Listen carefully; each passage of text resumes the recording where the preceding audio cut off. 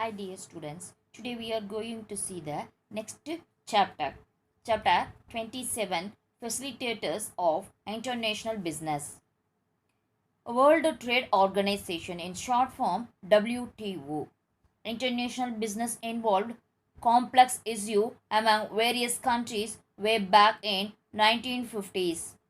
A keen need then was felt to establish separate mechanism for regulating and controlling trade relations across the countries around the world. As a result, the General Agreement Tariff and Trade, in short form GATT, was signed at Geneva on 30th October 1947 by 23 countries. It came into effect on 1st January 1948. GATT was a multilateral treaty. It laid down rules and regulations for conducting international trade. GATT achieved many success, but various countries felt the need to create a new international body to replace the GATT. The GATT, which remained in force from 1948 to 1994, thus came to an end with the establishment of World Trade Organization on 1st January 1995. இந்த 1950ல் இந்த பல்வேறு நாடுகளுக்கு இடையே இந்த பன்னாட்டு வணிகம் கடினமான நடைமுறைகளை உள்ளடக்கியதாக இருந்துச்சு. ஸோ அந்த உலக அரங்கில் இந்த நடைபெறக்கூடிய வணிகத்தை ஒழுங்குபடுத்துறதுக்கும் கட்டுப்படுத்துறதுக்கும் ஒரு தனிப்பட்ட அமைப்பை இது உருவாக்க வேண்டிய தேவை ஏற்பட்டது. ஸோ அதன் விளைவாக இந்த இயர் 1947 அக்டோபர் 30 அன்னைக்கு 23 நாடுகள் ஒன்று சேர்ந்து என்ன பண்ணாங்க, இந்த சுங்க வரிகள் மற்றும் இந்த வணிகம் மீதான பொது ஒப்பந்தம், அதாவது GATT உருவாக்கப்பட்டது. இது 1948 இருந்து ஜனவரி 1ஆம் தேதி நடைமுறைக்கு வந்தது. இது எப்போ அமல்படுத்தப்பட்டது அப்படின்னு பார்த்தோன்னா 97 அக்டோபரில் அமல்படுத்தப்பட்டது. ஆனால் எப்போ இருந்து நடைமுறைக்கு வந்தது அப்படின்னு பார்த்தோன்னா 1948 ஜான்வரி 1லேருந்து நடைமுறைக்கு வந்தது. இது ஒரு பன்னாட்டு உடன்படிக்கையாக இருக்குது. இந்த பன்னாட்டு வணிகத்தை நடத்துவதற்கு விதிகள் மற்றும் ஒழுங்குமுறைகளை உருவாக்கியிருக்கு. இந்த கேட் பல சாதனைகளை புரிஞ்சிருக்கு. ஆனால் அந்த கேட்டுக்கு மாற்றாக ஒரு புதிய அமைப்பை உருவாக்க வேண்டியத அவசியம் ஏற்பட்டுச்சு. அதனால் அந்த கேட்டுக்கு பதிலாக 1994 ஜான்வரி 1 அன்னைக்கு WTO உருவாக்க பண்ணாங்க. Then next meaning. The World Trade Organization was established in 1995 1st January. The GATT was renamed as WTO with some changes. WTO has 164 member countries as on 29th July 2016. India is one of the 3/4 members. The ministerial conference, consisting of the representative of all the member countries, is the highest decision-making authority of WTO. It meets almost once in every 3 years. It is empowered to take decision on all vital matters under the multilateral trade agreements. The day-to-day work of WTO has been entrusted to the General Council. WTO is located at Geneva in Switzerland. இந்த உலக வர்த்தக அமைப்பு 1995 January 1 அன்னைக்கு நிறுவப்பட்டது. இந்த gate சில மாற்றங்களோட இந்த உலக வர்த்தக அமைப்பாக மாற்றப்பட்டது. ஜூலை 29, 2016 வரைக்கும் 166 நாடுகள் இதில் உறுப்பினராக இருந்தது. இந்த உலக வர்த்தக அமைப்பை உருவாக்கியது 3 நாடுகளில் இந்தியாவும் ஒன்று அப்படின்றது குறிப்பிடத்தக்கது. இந்த அனைத்து உறுப்பு நாடுகளுக்கும் இந்த பிரதிநிதியாக உள்ளடக்கிய அமைச்சரவை உலக வர்த்தக அமைப்பில் மிக உயர்ந்த முடிவெடுக்கக்கூடிய அதிகாரம் படைத்த அமைப்பாக இருக்குது. இது ஒவ்வொரு 3 ஆண்டுக்கு ஒரு முறையும் கூடுது. இந்த பன்முக வர்த்தக உடன்படிக்கைகள் குறித்த முக்கிய முடிவுகளை எடுக்கிறதுக்கு இந்த அதிகாரம் இதற்கு அளிக்கப்படுகிறது. இந்த WTO அன்றாட பணிகளை பொதுக்குழுவிடம் ஒப்படைக்கப்பட்டுள்ளது. இந்த WTO எங்கே இருக்குது அப்படின்னு பார்த்தா சுவிட்சர்லாண்டில் இருக்குது. ஜெனீவா அப்படின்ற இடத்துல சுவிட்சர்லாண்டில் இருக்குது. The next objectives of WTO. The objective of WTO includes the following: improving the standard of living of people in member country. இந்த உறுப்பு நாடுகளில் உள்ள மக்களுடைய வாழ்க்கை தரத்தை மேம்படுத்துதல். The next making optimum utilization of world resource for sustainable development of member country. இந்த உறுப்பு நாடுகளுடைய நிலையான வளர்ச்சிக்கு உலகில் பல்வேறு வளங்களை தகுந்த முறையில் பயன்படுத்துதல். The next promoting and integrated more viable and durable trading system in the sphere of international business.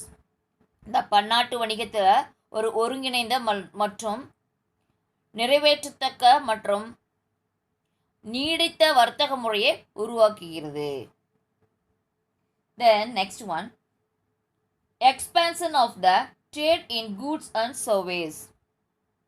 இந்த பன்னாட்டு அளவிலான சரக்குகள் மற்றும் சேவைகள் வர்த்தகத்தை விரிவாக்கம் செய்தல். Then next, ensuring full employment and large steady growth volume of real income and effective demand. இந்த முழு வேலைவாய்ப்பு மற்றும் நீடித்த நிலையான வருமானம் ஆகியவற்றை உறுதி செய்தல். Then next one, protecting the environment, சுற்றுச்சூழலை பாதுகாத்தல். These are all the objectives of WTO. The next one, functions or role of WTO. WTO performs the following functions.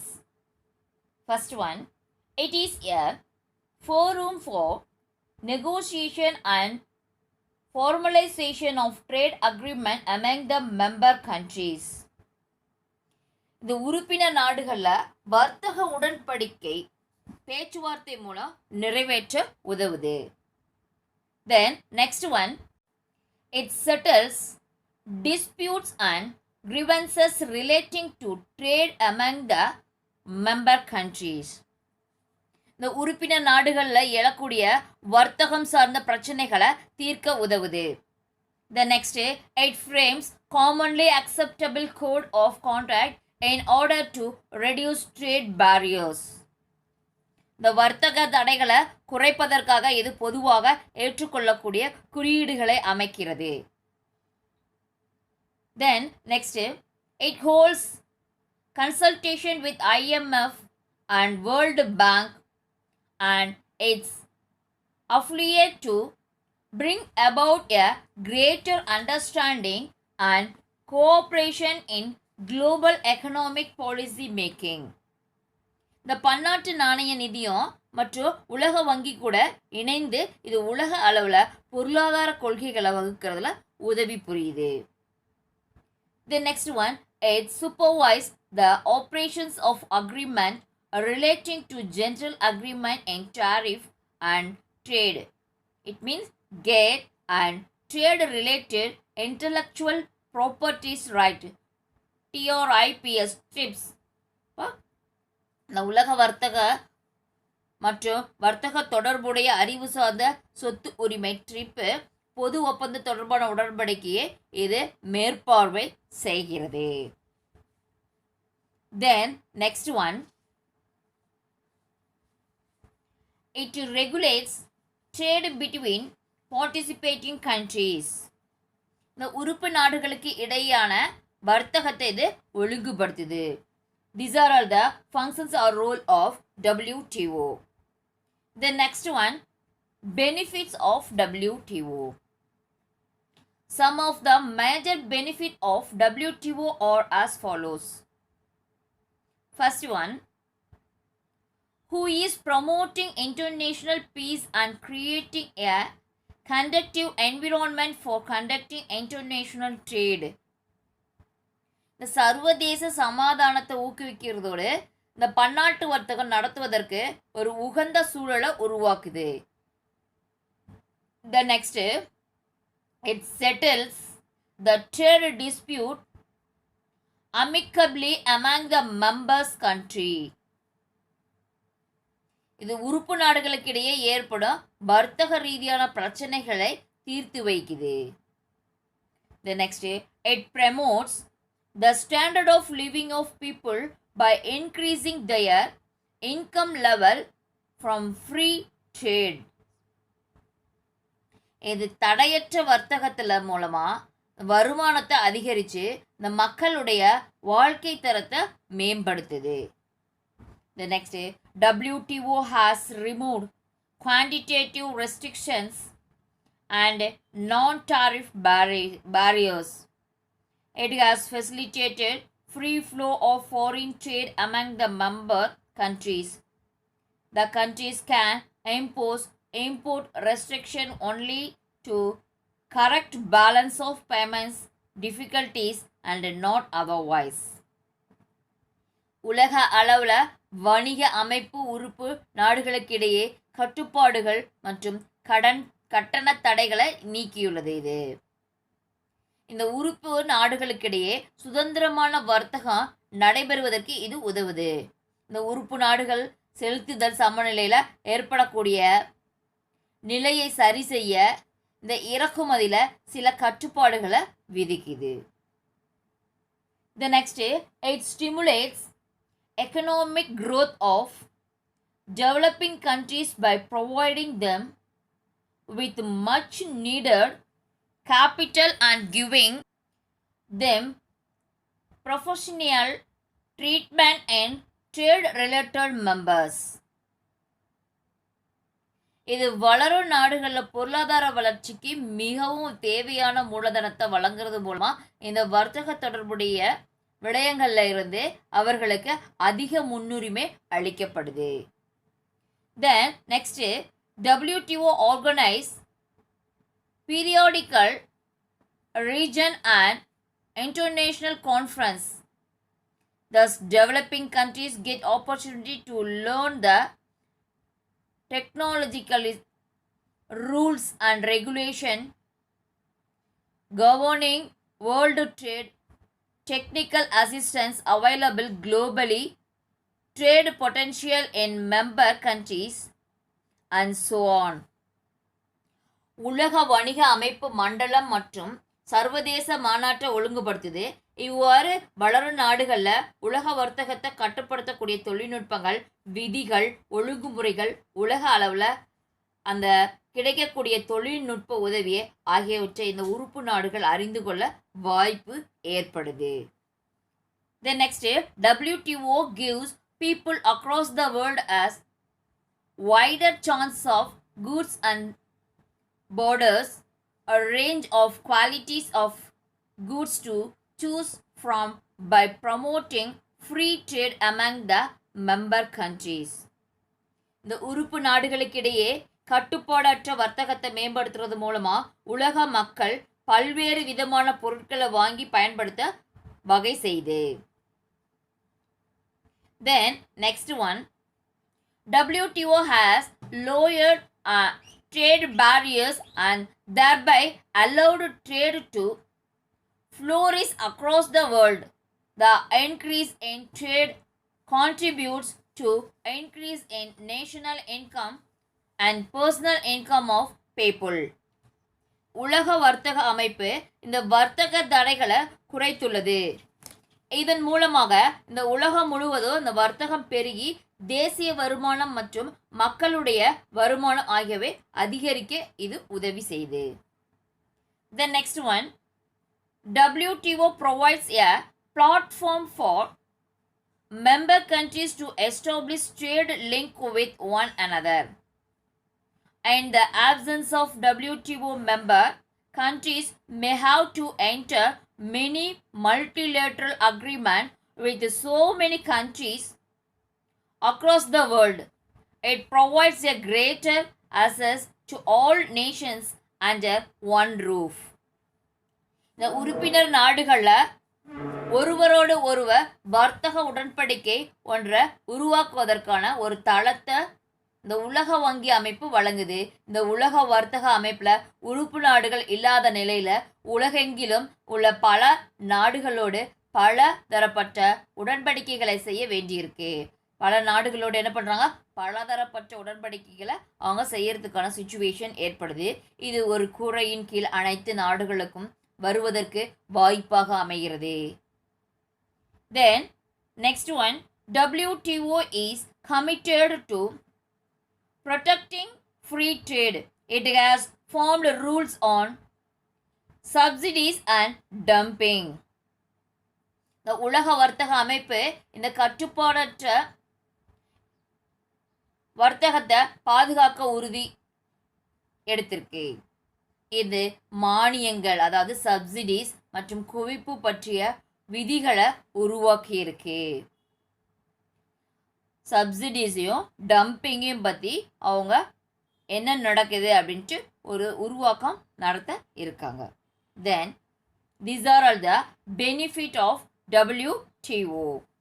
Then next one, WTO agreements. First one, agreement forming part of GATT. GATT is an important part of WTO agreements. It includes special agreement evolved to deal with non-tariff barriers. இந்த GATT அப்படின்றது உலக வணிக அமைப்பு உடன்படிக்கையில் ஒரு முக்கிய பகுதியாக இருக்குது. இது கட்டணம் இல்லாத தடைகளை சமாளிக்கிறதுக்கு சிறப்பு உடன்பாடு அடங்கி உள்ளது இதில். Then next one, agreement on textile and clothing. This agreement was evolved to eliminate quota restrictions imposed by developing countries on the export of textile and clothing by them. It helps mainly developing countries to expand their textile and clothing export. இந்த ஒப்பந்தம் வளர்ந்து வரும் நாடுகளில் ஜவுளி மற்றும் ஆடைகளை ஏற்றுமதி செய்கிறது மூலமாக ஒதுக்கீடு கட்டுப்பாடுகள் அகற்றுவதற்கு உருவானது. இது முக்கியமாக வளரும் நாடுகள் தங்கள் ஜவுளி மற்றும் ஆடை ஏற்றுமதியை விரிவாக்க உதவி செய்து. The next, agreement of agriculture, AOA. This agreement was made to ensure free and fair trade in agriculture.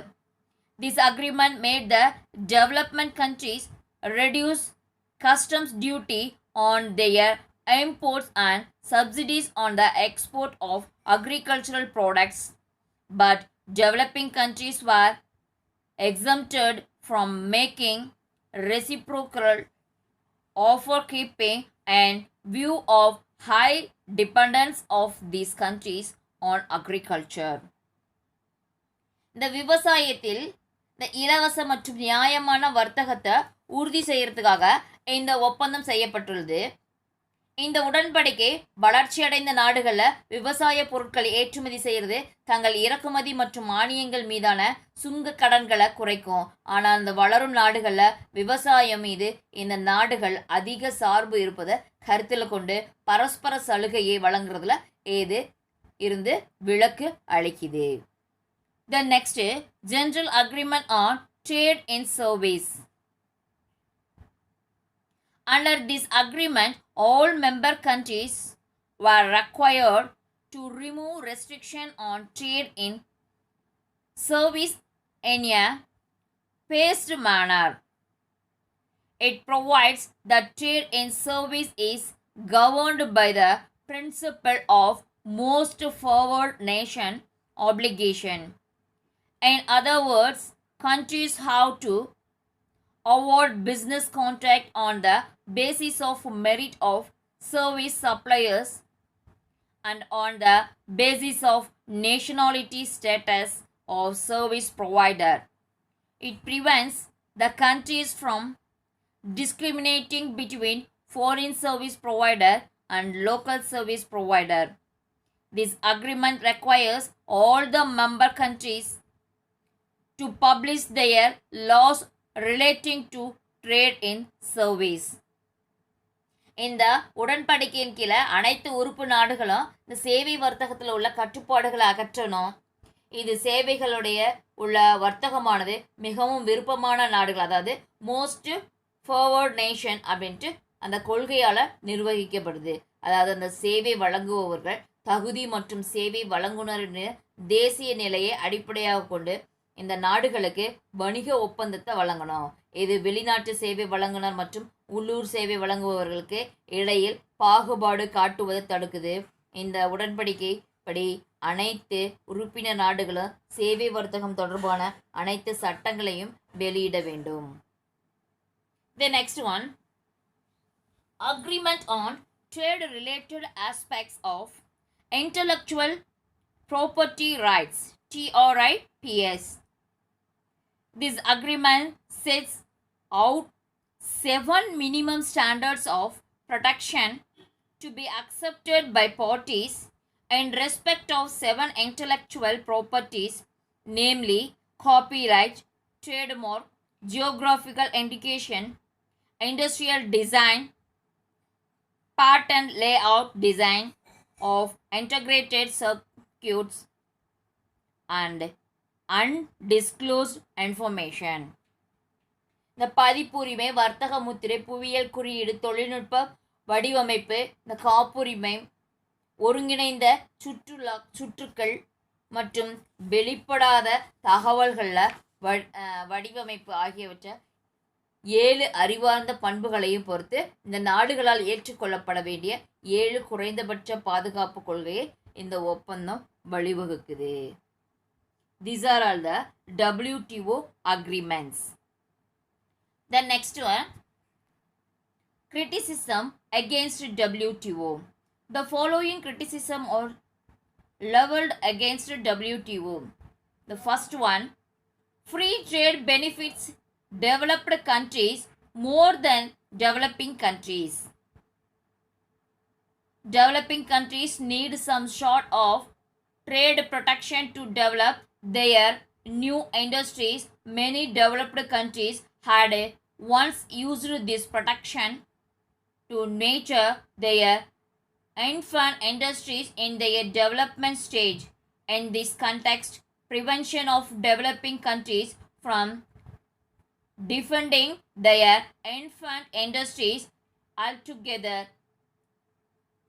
through restriction is unfair.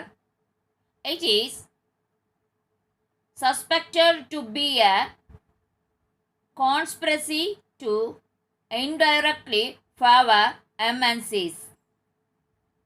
இந்த வளரும் நாடுகள் தங்கள் நாட்டில் இருக்கக்கூடிய புதிய தொழிற்சாலைகளை காப்பாற்ற ஒருவித வணிக பாதுகாப்பு முறைகளை கையாள்கின்றனர்.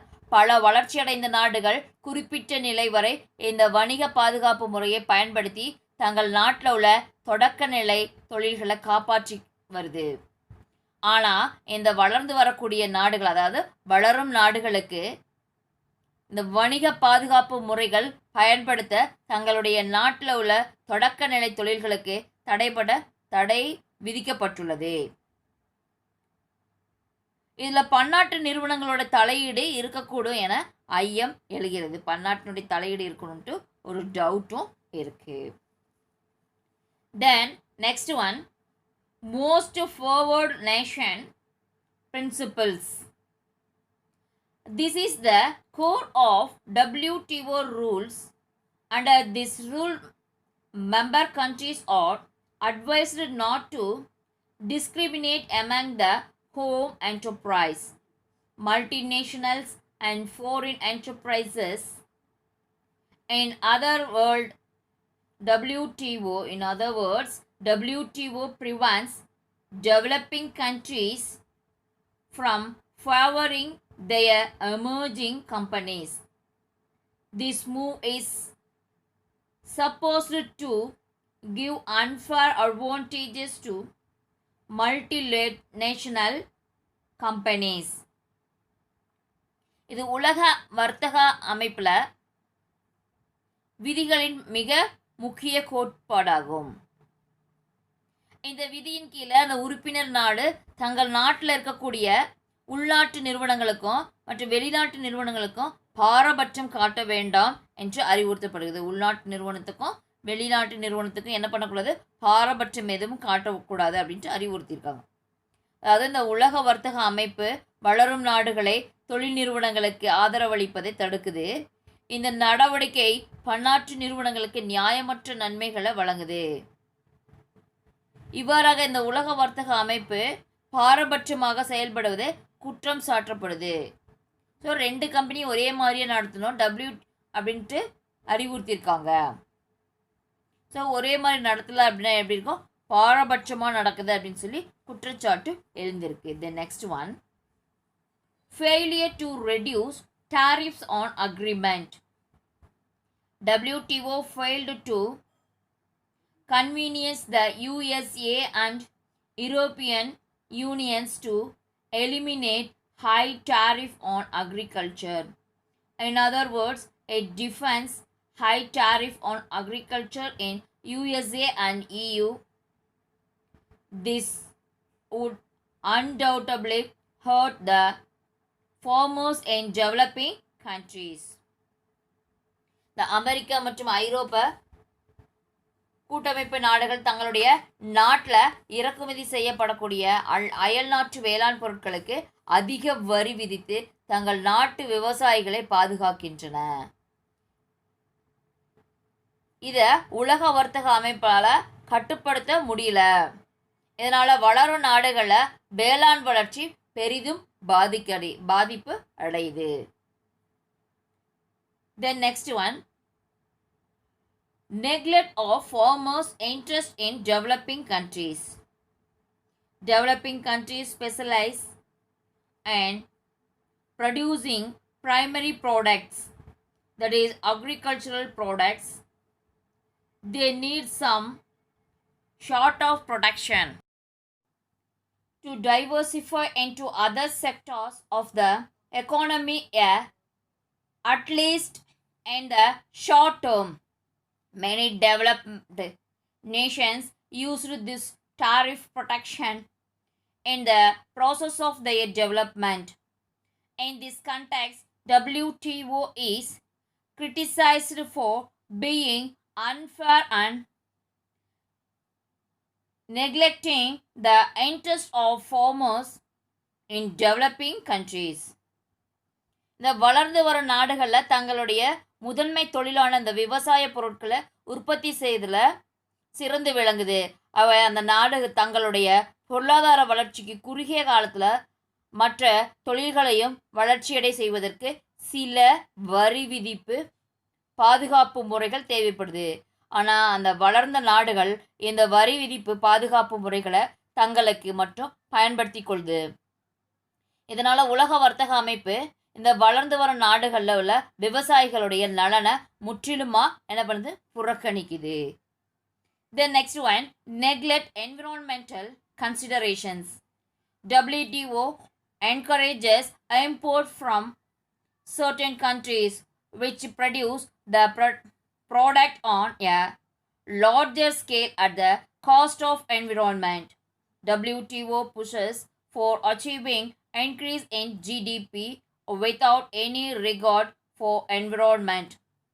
And the current environment of global warming and ever increasing environmental disaster, at most priority given by WTO on maximizing GDP at the cost of environment in misplaced.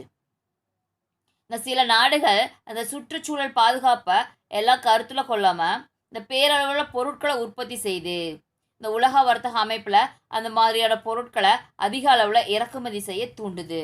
மேலும் மொத்த உள்நாட்டு உற்பத்தியில் அதிகரிக்குது. அந்த அதிகரிக்கக்கூடிய நோக்கத்தில் மட்டுமே அது செயல்படுதே ஒழிய சுற்றுப்புற சூழல் பாதுகாப்பை பற்றி அக்கறை கொள்வது கிடையாது. இன்றைய சூழ்நிலையில் இருக்கக்கூடிய என்ன ஆகுது, புவி வெப்பமாகுது. அது மற்றும் அதிகரித்து வரும் சுற்றுச்சூழல் பேரழிவு போன்றவற்றிற்கு முக்கியத்துவம் தராமல் மொத்த உள்நாட்டு உற்பத்தியை அதிகரிக்க மட்டுமே இது முக்கியத்துவம் தருது. The next one,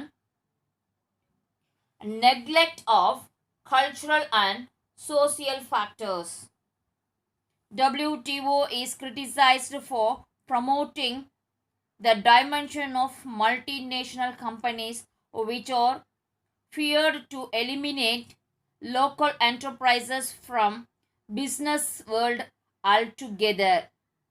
The growth of MNCs is feared to rend cultural diversity of many developing countries. இந்த உலக வர்த்தக அமைப்பானது இந்த பன்னாட்டு நிறுவனங்களை ஊக்குவிக்குது. அந்த உள்நாட்டு நிறுவனங்களை வணிக உலக விட்டு விரட்டி அடிக்குது.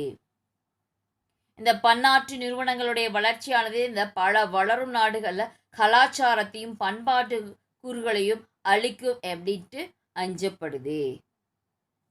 Then next one, inability of people in developing countries to buy life-saving drugs.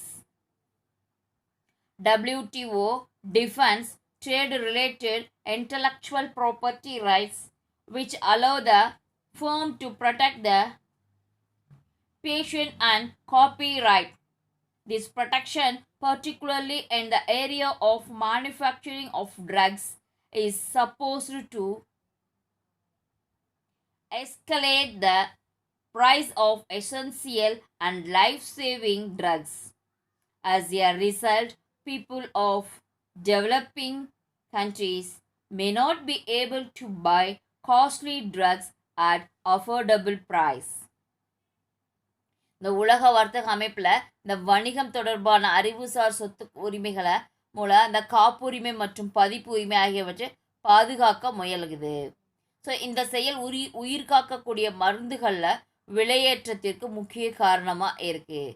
இதனால் வர நாடுகளில் வாழக்கூடிய மக்கள் தங்களால் அந்த மருந்துகளை நியாயமான விலையில் வாங்க முடியாத நிலை ஏற்படுது. So these are all the criticism against WTO. அதாவது உலக வர்த்தக அமைப்பு செயல்பாடுகள் மீதான எதிர்மறை கருத்துக்கள் இதெல்லாமே. Then next topic, World Bank, International Bank for Reconstruction and Development, in short form IBRD. மறுகட்டமைப்பு மற்றும் மேம்பாட்டுக்கான பன்னாட்டு வங்கி, அதாவது international bank for reconstruction and development. International bank for Reconstruction and Development is commonly known as World Bank. It was set up in 1944 in order to reconstruct and rehabilitate First World War affected countries of Europe and assist in the development of developing countries. It is located at Washington, D.C. It has its office all over the world. இந்த மறுகட்டமைப்பு மற்றும் மேம்பாட்டிற்கான பன்னாட்டு வங்கி அப்படின்றது, அதாவது IBRD அப்படின்றது இந்த உலக வங்கி என்று அழைக்கப்படுது. வேர்ல்டு பேங்க் அப்படின்னு சொல்லி அழைக்கிறாங்க. இது புறநமைப்பு பணிகளை மேற்கொள்றதுக்கும் மற்றும் வளர்ந்து வரக்கூடிய நாடுகளுக்கு உதவி செய்திடவோ 1944 உருவாக்கப்பட்டது. எப்போ இந்த IBRD உருவாக்கப்பட்டது அப்படின்னா 1944. இதன் தலைமையகம் எங்கே இருக்குது அப்படின்னு பார்த்தோம்னா வாஷிங்டனில் இருக்குது. இது உலக நாடுகளில் அனைத்துலேயும் இதன் அலுவலகங்கள் இருக்குது. உலக நாடு எல்லா இடத்துலையுமே இதனுடைய ஆஃபீஸஸ் இருக்கு. Okay, then next objectives of IBRD. Objectives of IBRD are briefly mentioned here under. First one, providing long-term capital to member countries to construct and develop their war-affected economy. இந்த முதல் உலகப் போரால் பாதிக்கப்பட்ட நாடுகளை புறணமைக்கிறது, வளர்ச்சியடைய செய்கிறது மற்றும் உறுப்பு நாடுகளை முன்னேற்றுவதற்கு நீண்ட கால மூலதனத்தை இது வழங்குது. The next, promoting capital investment in member countries. இந்த உறுப்பினர் நாடுகளில் மூலதன முதலீட்டை ஊக்குவிக்கல். Then providing guarantees for loans granted to small and large units and other projects of member countries. இந்த உறுப்பினர் நாடுகளில் உள்ள சிறிய மற்றும் பெரிய அளவில் அந்த நாடுகளில் துவங்கப்பட்ட தொழில் திட்டங்களுக்கு வழங்கப்பட்ட கடன்களுக்காக உத்தரவாதங்களை இது வழங்குது. The next, ensuring implementation of development project so as to transform the war affected economy into peace economy. இந்த போரால் பாதிக்கப்பட்ட நாடுகளை வளர்ச்சியடைய நாடுகளாக மாற்றும் வகையில் இந்த வளர்ச்சி திட்டங்களை அமல்படுத்துறதை உறுதி செய்து. The next, providing long-term capital for ensuring balance of payment equilibrium and balanced development of international trade. இந்த நீண்டகால மூலதனத்தை வழங்குறதுல மூலமாக இந்த வணிகம் செலுத்து நிலையில் இந்த பன்னாட்டு வணிகத்திலையும் சமமான வளர்ச்சியை உறுதி செய்து. These are all the objectives of IBRD or World Bank. Then next one, functions of IBRD. The main function of the World Bank are stated below. Assisting reconstruction of war affected countries. இந்த போரில் பாதிக்கப்பட்ட நாடுகளுடைய புனரமைப்புக்கு உதவுது. The next, promoting economic growth and balanced growth of international business. இந்த பொருளாதார வளர்ச்சி மற்றும் பன்னாட்டு வணிகத்தின சீரான வளர்ச்சியை ஊக்குவித்தல். The next, promoting infrastructural facilities like energy and transportation, road development, etc. in member countries.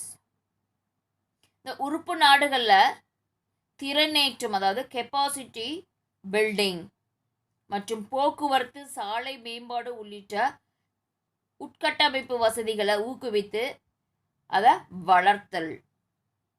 Then encouraging agricultural and industrial development in developing countries by providing adequate resources. போதுமான வளங்களை வழங்குவதன் மூலமாக இந்த வளரும் நாடுகளில் விவசாயம் மற்றும் தொழில்துறை வளர்ச்சியை ஊக்குவிக்குது. The next, providing resources for promoting sanitation, education, health care and small scale enterprise in member countries. இந்த உறுப்பினர்கள் நாடுகளில் சுகாதாரம், கல்வி மற்றும் சிறிய அளவிலான நிறுவனங்களை ஊக்குவிப்பதற்கு தேவையான வளங்களை வழங்குதல்.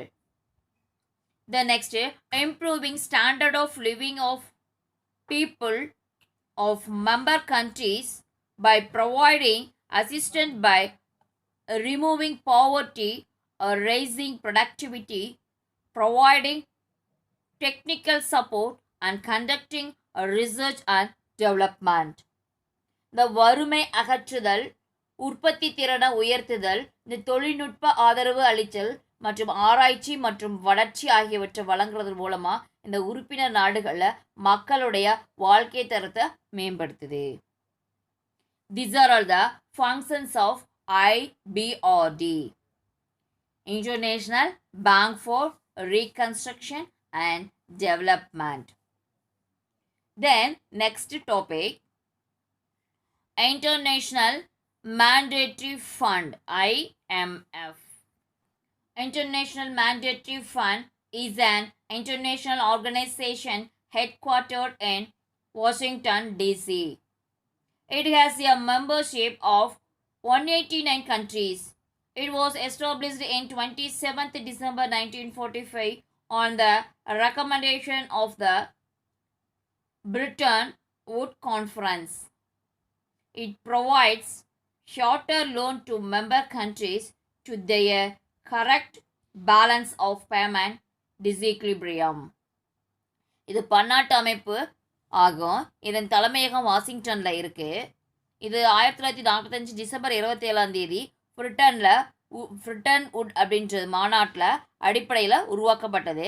இதில் 189 நாடுகள் உறுப்பினர் நாடுகளாக இருக்குது. இது உறுப்பினர் நாடுகள் தங்களுடைய வாணிக செலுத்து நிலையில் ஏற்படக்கூடிய சமனற்ற நிலையை சரி செய்யறதுக்கு குறுகிய கால கடனை வழங்குது. The next, objectives of IMF. The objectives of IMF are mentioned below. First one, promoting international mandatory cooperation. இந்த பன்னாட்டு நாணய ஒத்துழைப்பை ஊக்குவித்தல். The next, ensuring balanced international trade. இந்த சமச்சீரான பன்னாட்டு வணிகத்தை உறுதிப்படுத்துறது. The next, ensuring exchange rate stability. இந்த பரிமாற்ற விகிதத்தின் நிலைத்தன்மையை உறுதிப்படுத்தக்கூடியது. Then next one, eliminating or minimizing exchange restriction by promoting multilateral payments. பல்முனை செலுத்துதலை ஊக்குவிப்பதன் மூலமாக இந்த பரிமாற்ற கட்டுப்பாடுகளை நீக்குதல் அல்லது குறைத்தல். The next, providing economic assistance to member countries for correcting imbalance in balance of payment of countries. இந்த நாடுகளுடைய வாணிப சமநிலையை சரி செய்வதற்கு இந்த உறுப்பு நாடுகளுக்கு பொருளாதார உதவி வழங்குது. The next, minimizing imbalance in quantum and duration of balance of payment. இந்த செலுத்து சமநிலையில் ஏற்படக்கூடிய சமனற்ற நிலையை குறைக்குது. These are all the objectives of IMF. Then next one, functions of IMF. இந்த பன்னாட்டு நாணய நிதியுடைய பணிகள் என்ன அப்படின்ட்டு நம்ம பார்ப்போம். The functions of IMF are enumerated below. First one, it acts as short-term credit institution at the international level. இது பன்னாட்டு அளவில் குறுகிய கால கடன் நிறுவனமாக செயல்படுது. The next one, it provides machinery for ordinary adjustment of exchange rate. இது பரிமாற்ற விகிதங்கள் சாதாரணமாக சரிகட்டுதல்களை செய்வதற்கு உதவுது. The next, it has a reservoir of currencies of the member countries from which a borrower can borrow currencies of other nation. இது உறுப்பு நாடுகள் நாணயங்களை தன்னகத்தே வைத்துள்ளது. அதிலிருந்து கடன் வாங்கக்கூடிய உறுப்பினர்கள் நாடுகள் நாணய மதிப்பை பெற்றுக்கொள்ளலாம். The next, it promotes economic stability and global growth by encouraging countries adopt sound economic and financial policies. இந்த நல்ல வலுவான பொருளாதார மற்றும் நிதி கொள்கையை பின்பற்றக்கூடிய நாடுகளுக்கு இந்த பொருளாதார நிலைத்தன்மை மற்றும் உலக அளவிலான வளர்ச்சிக்கு வழிவகுக்குது. Then next one, it offers technical assistance and training to help member countries strengthen and implement effective policies.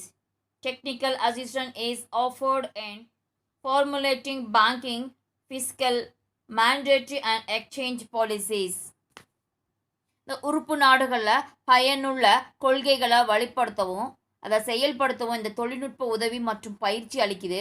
இந்த வங்கியியல், நிதி, நாணய மற்றும் பரிமாற்ற கொள்கைகளை வடிவமைத்துல இந்த தொழில்நுட்ப உதவி வழங்குது.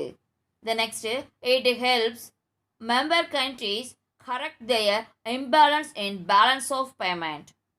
இந்த உறுப்பினர் நாடுகளுடைய வாணிக சமநிலையில் ஏற்படக்கூடிய சமனற்ற தன்மையை சரி செய்ய இது உதவுது. These are all the functions of IMF. The next one, IMF and India. Free convertibility of Indian rupee. Indian rupee has become independent after the establishment of IMF. Earlier, it was linked with pound sterling.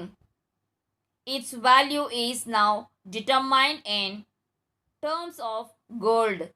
Hence, it is freely convertible.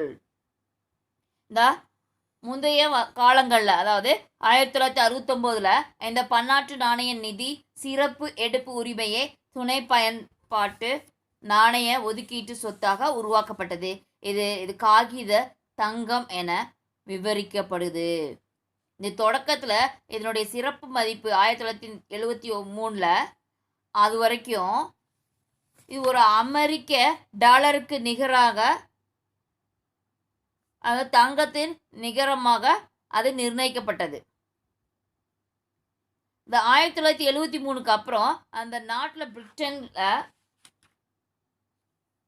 அதனுடைய system சார்ந்த நாணய கொடையாக மாற்றி அமைக்கப்பட்டது. Then next, first point, loan for development activities. India got several loan facilities from IMF for its several development projects. The பன்னாட்டு நாணய நிதி திட்டம் இந்த பல வளர்ச்சி திட்டங்களுக்கு பல வகையான கடன் வசதிகளை இந்தியா பெற்றுள்ளது. The next, ability to purchase foreign currency.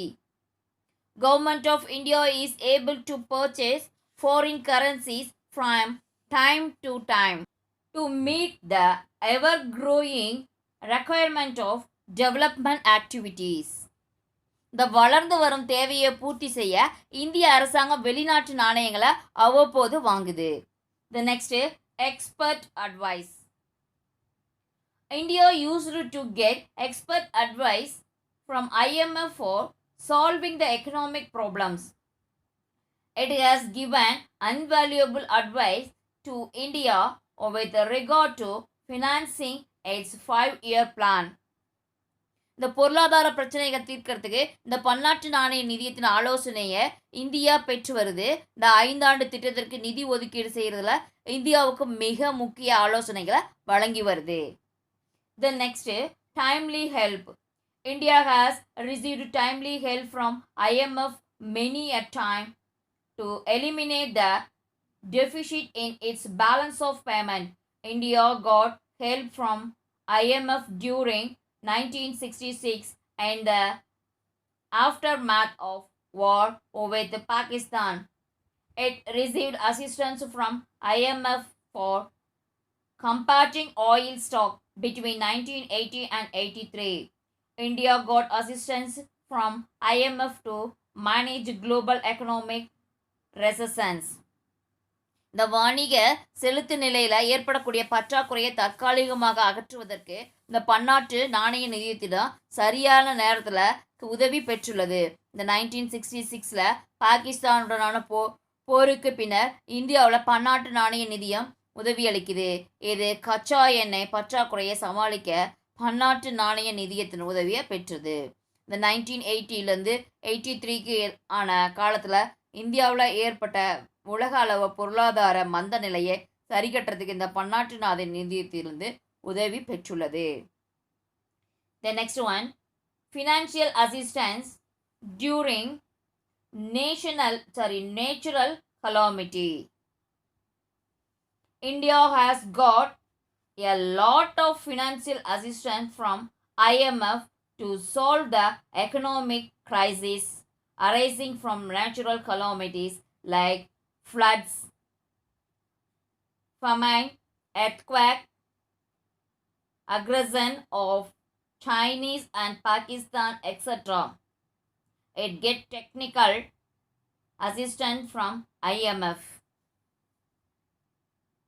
இந்த பன்னாட்டு நாணய நிதியத்திடமிருந்து இந்தியா அதிக நிதி உதவியை பெற்று வெள்ளம், பஞ்சம், பூகம்பம், சீனா மற்றும் பாகிஸ்தான் ஆக்கிரமிப்பு போன்றவற்றால் ஏற்பட்ட பொருளாதார நெருக்கடிகளை சமாளிக்குது.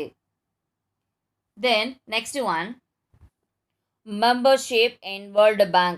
By virtue of its membership in IMF, India could become member in the World Bank. இந்த பன்னாட்டு நாணய நிதியத்தில் இந்திய உறுப்பினராக உள்ளதில் அடிப்படையில் உலக வங்கியின் உறுப்பினராக முடியும். The next, help during 1991 economic crisis. 1991 பொருளாதார நெருக்கடியினுடைய உதவி. During 1990, India faced serious economic crisis. India government was almost nearing bankruptcy. It got assistance from IMF by pledging its gold reserve within to solve its balance of payment crisis. இந்த 1990 India கடுமையான பொருளாதார நெருக்கடியை எதிர்கொண்டது. இந்த நொடிப்பு நிலையை அடையக்கூடிய தருவாயில் கூட தங்கத்தை பன்னாட்டு நாணய நிதியத்தில் அடகு வைத்து இந்த வணிக செலுத்து நிலையில் ஏற்பட்ட நெருக்கடியை சமாளிச்சது. These are all the IMF and இந்தியாவுடைய free convertibility of Indian rupees. Then next one, South Asian Association for Regional Cooperation, அதாவது SAARC in short form. South Asian Association for Regional Cooperation is the regional intergovernmental organization and geopolitical union of nations in South Asia. The member countries include Afghanistan, Bangladesh, Bhutan, India, Nepal, Sri Lanka, Pakistan, and Maldives. It was established on 8th December 1985. It was founded at Dhaka in Bangladesh. இந்த தெற்காசிய நாடுகளில் இந்த பிராந்தியத்துடைய ஒத்துழைப்புக்காக இந்த கூட்டமைப்பு இந்த தெற்காசியாவில் உள்ள நாடுகளுக்கு இடையே அமைப்பாக இருக்குது. மேலும் இது அந்த நாடுகளுடைய புவியியல் சார்ந்த அரசியலுக்கான சங்கமாகும். இதில் ஆப்கானிஸ்தான், பாகிஸ்தான், பூட்டான், இந்தியா, நேபாள், ஸ்ரீலங்கா, பாகிஸ்தான், மால்தீவ் போன்ற நாடுகளை உறுப்பு நாடுகளாக வச்சிருக்கு. இது டிசம்பர் 8, 1985 உருவாக்கப்பட்டது. இதனுடைய தலைமை அலுவலகம் பங்களாதேஷில் இருக்க டாக்காவில் இருக்கு. The next, objectives of SAARC.